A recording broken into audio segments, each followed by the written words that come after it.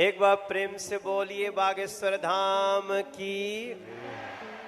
दोस्तों, बागेश्वर धाम सरकार जी इन दिनों कुछ ज्यादा ही चर्चाओं में है और YouTube, फेसबुक समेत कई सोशल मीडिया प्लेटफॉर्म्स पर ये छाए हुए हैं क्योंकि इनके अंदर जो खासियत है वो किसी चमत्कार से कम नहीं है। कई लोग तो इन्हें साक्षात भगवान मान रहे हैं क्योंकि ये लोगों के झूठ का पर्दाफाश करने से लेकर भूतों को भगाने तक ये सभी काम चुटकियों में कर देते हैं। और अब तो मनोज तिवारी से लेकर अमिताभ बच्चन और यहाँ तक कि मोदी जी भी इनके फैन है। कहा तो यहाँ तक जाता है कि बागेश्वर सरकार का एक अदृश्य सेनापति है जो भूतों को भगाने में इनकी मदद करता है। तो क्या है बागेश्वर सरकार की असल सच्चाई, आइए जानते हैं इस वीडियो में।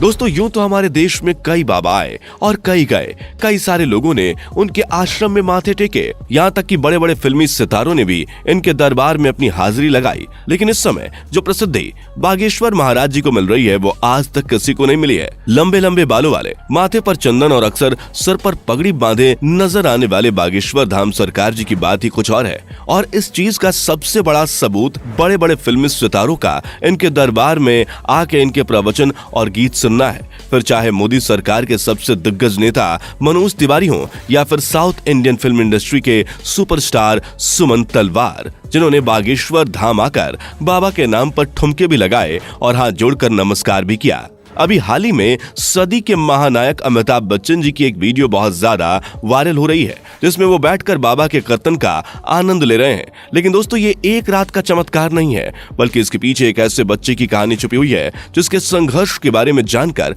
आपके भी होश उड़ जाएंगे। हजारों की संख्या में लोग अपनी मनोकामनाओं को पूरा करवाने और अपनी तकलीफों को दूर भगाने के लिए बागेश्वर धाम दर्शन के लिए पहुंच जाते हैं और ये सब कुछ मुमकिन हो पाया है बागेश्वर धाम जी के चमत्कारों की वजह से।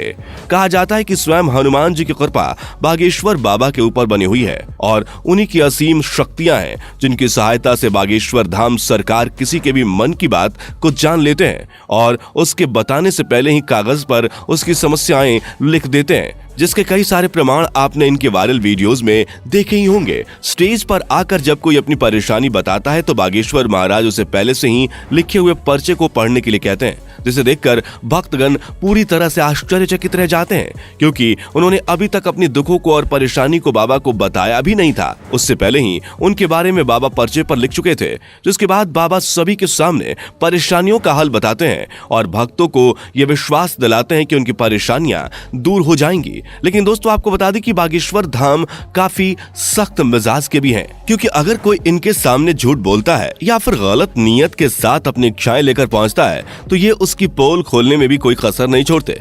लेकिन ज्यादातर इनके पास परेशान लोग ही आते हैं। इनमें से कुछ लोग वो होते हैं जिनके ऊपर किसी भूत प्रेत का साया होता है, लेकिन बाबा के सामने आते ही वो भूत प्रेत का साया भी चुटकियों में भाग जाता है क्योंकि इनके ऊपर हनुमान जी की असीम कृपा है। वो कहते हैं ना कि भूत पिचास निकट नहीं आवे, महावीर जब नाम सुनावे। दोस्तों, हनुमान जी के परम भक्त बागेश्वर सरकार जी का असली नाम पंडित धीरेन्द्र कृष्ण शास्त्री है, लेकिन लोग इन्हें बागेश्वर धाम महाराज और बागेश्वर सरकार के नाम से जानते हैं। पंडित धीरेन्द्र कृष्ण शास्त्री जी का जन्म 4 जुलाई 1996 को मध्य प्रदेश के छतरपुर जिले के छोटे से गांव गढ़ा में हुआ था।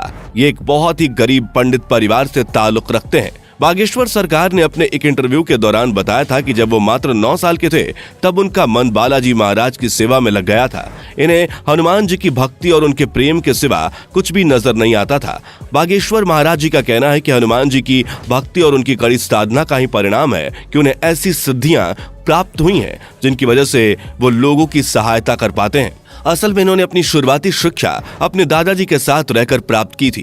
कहा जाता है कि इनके दादाजी भी अपने समय के बहुत बड़े विद्वान शास्त्री हुआ करते थे और उन्हें भी दिव्य शक्तियां प्राप्त थीं। इनके दादाजी भी दिव्य दरबार लगाकर लोगों की समस्याओं का हल करते थे। तभी से इन्होंने अपने दादाजी को अपना गुरु मान लिया और उनसे ही सारी चीजें सीखने लगे। दादाजी के साथ रहकर इन्होंने रामायण, महाभारत और गीता जैसे धार्मिक ग्रंथों का अध्ययन किया। लेकिन अगर इनकी प्रारंभिक शिक्षा की बात की जाए तो बागेश्वर सरकार ने अपने गांव से ही 8वीं तक पढ़ाई की और फिर उसके बाद अपनी आगे की पढ़ाई पूरी करने के लिए वो गांव से करीब 6 किलोमीटर दूर जाया करते थे, क्योंकि गांव में हाई स्कूल नहीं था। इसी तरह इन्होंने 12वीं की परीक्षा दी और 12वीं पास करने के बाद इन्होंने बैचलर ऑफ आर्ट्स में अपना ग्रेजुएशन भी पूरा किया।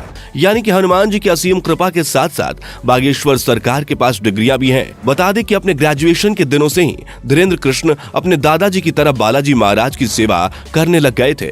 इनके घर के पास बालाजी यानी कि हनुमान जी का एक प्राचीन मंदिर भी है, जहां पहले इनके दादाजी दरबार लगाया करते थे, लेकिन उनकी मृत्यु के बाद दरबार कई सालों तक खाली रहने लगा। लेकिन धीरेन्द्र कृष्ण शास्त्री ने हनुमान जी की सेवा करनी नहीं छोड़ी और वो लगातार बालाजी के नाम का ध्यान करने लगे। लंबे समय तक ध्यान में लीन रहने के बाद इनके ऊपर बालाजी और उनके स्वर्गीय दादाजी ने अपनी कृपा दिखाई और अचानक से ही उन्हें असीम शक्तियों का एहसास होने लगा। उन्हें महसूस हो रहा था कि वो लोगों के मन की बातों को समझ सकते हैं, वे क्या चाहते हैं, उनके दिमाग में क्या चल रहा है। ये सारी बातें वे बिना कुछ कहे ही समझ जाते थे और उनका निवारण भी बताते थे। अपनी इन शक्तियों का इस्तेमाल करके इन्होंने लोगों के कष्टों को दूर करना शुरू कर दिया। लोग जब इनके पास अपनी समस्या लेकर आते थे तो ये पहले से ही उनके मन की बात समझकर उन्हें समस्या का समाधान बता देते थे।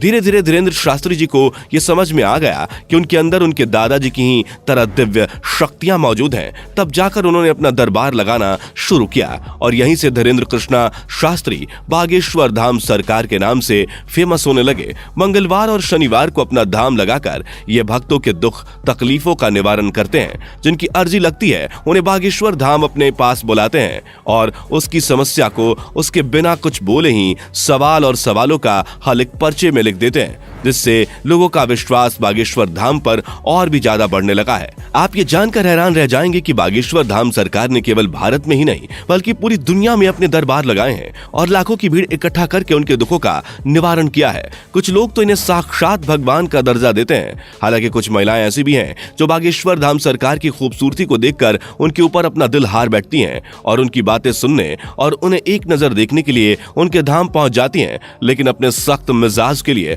मशहूर बागेश्वर महाराज जी का ध्यान इस तरह की चीजों पर बिल्कुल भी नहीं जाता। वैसे दोस्तों, हमारे देश में जहां बाबाओं और तांत्रिकों की छवि इतनी ज्यादा खराब हो गई है, जिनमें से आधे से ज्यादा तो जेल की हवा खा रहे हैं, जैसे ही जनता किसी बाबा पर अपना विश्वास दिखाती है वैसे ही उसके काले कारनामों का चिट्ठा खुलने लगता है, जिस वजह से लोग अब इन चीजों पर विश्वास करने से घबराने लगे हैं। इस माहौल में अगर कोई 26 वर्षीय शख्स अपनी दिव्य शक्तियों से लोगों को हैरान कर दे तो दुनिया के मन में सवाल तो उठेंगे ही और इन्हीं सवालों का जवाब ढूंढने के लिए कई मीडिया कर्मी भी बाबा के दरबार में चोरी चुपके जा चुके हैं ताकि वो बागेश्वर धाम की सच्चाई जान सकें।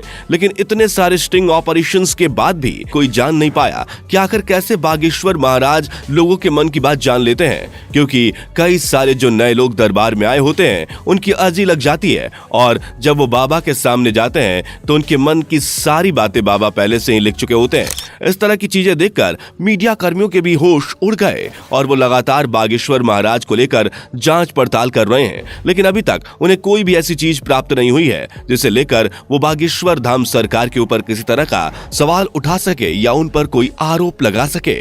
शायद इसीलिए बड़े बड़े नेता और अभिनेता बागेश्वर धाम पर विश्वास करने लगे हैं। वैसे दोस्तों, इनके बारे में एक बात बहुत ज्यादा प्रचलित है, वो ये कि इनका एक सेनापति भी है जो किसी को दिखाई नहीं देता। वो सेनापति बागेश्वर धाम सरकार की रहस्यमयी तरीके से मदद करता है। हालांकि ये बात कितनी सच्ची है और कितनी झूठी ये तो कोई नहीं जानता, लेकिन बागेश्वर महाराज के भक्तों का मानना है कि बाबा के पास कोई ना कोई रहस्यमयी शक्ति जरूर है जिसकी सहायता से वे भूतों प्रेतों को डरा कर भगा देते हैं। और भक्तों का यह कहना है कि जिस किसी का भी भूत बाबा ने भगाया है उसे आज तक कोई परेशानी नहीं हुई है। तभी तो इनके दरबार में लाखों लोग आते हैं, नहीं तो आज के समय में किसके पास इतनी फुर्सत है कि वो किसी बाबा के दरबार में जाकर उसके प्रवचन सुने। तो दोस्तों, आज के लिए सिर्फ इतना ही। जाने से पहले वीडियो को लाइक शेयर जरूर करें और ऐसे ही और वीडियोस के लिए चैनल को सब्सक्राइब करके बेल नोटिफिकेशन को भी जरूर ऑन कर लें। धन्यवाद।